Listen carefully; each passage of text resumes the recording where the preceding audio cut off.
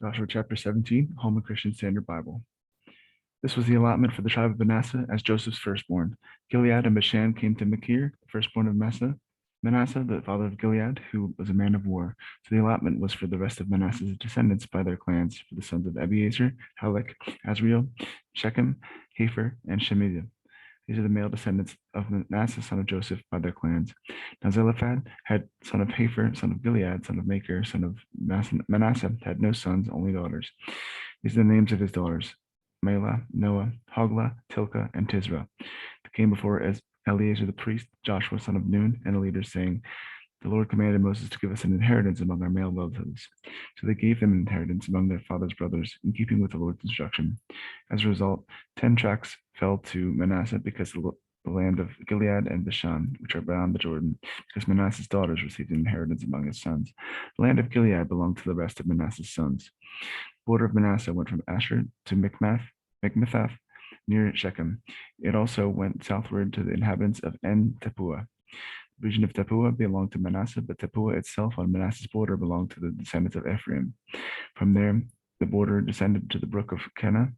South of the brook, cities belonged to Ephraim along Manasseh's cities. Manasseh's border was on the north side of the brook and ended at the Mediterranean Sea. Ephraim's territory was on the south and Manasseh's to the north, with the sea as its border. They reached Asher on the north and Issachar on the east. Within Issachar and Asher, Manasseh had Beth Shean with its towns, Iblah with its towns, and the descendants of Dor with its towns, inhabitants of Endor with its towns, the inhabitants of Tanakh with its towns, and inhabitants of Megiddo with its towns, the 3 cities of Naphath. The descendants of Manasseh could not possess the cities because the Canaanites were determined to stay in this land. However, when the Israelites grew stronger, they imposed forced labor on the Canaanites, but not to drive them out completely.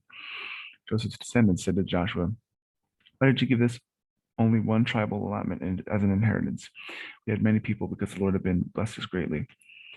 If you have so many people, go to the forest and clear an area for yourselves there in the land of the Perizzites and the Rephaim, because Ephraim's hill country is too small for you.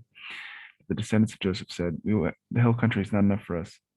And all the Canaanites who inhabit the valley area have iron chariots, both at Beth Shean with its towns and in the Jezreel Valley. So Joshua replied to Joseph's family, that is Ephraim and Manasseh, you have many people and great strength. You will not have just one allotment, because the hill country will also be yours also. It's a forest, clear, and its lying areas will be yours. You can drive out the Canaanites, even though they have iron chariots and are strong.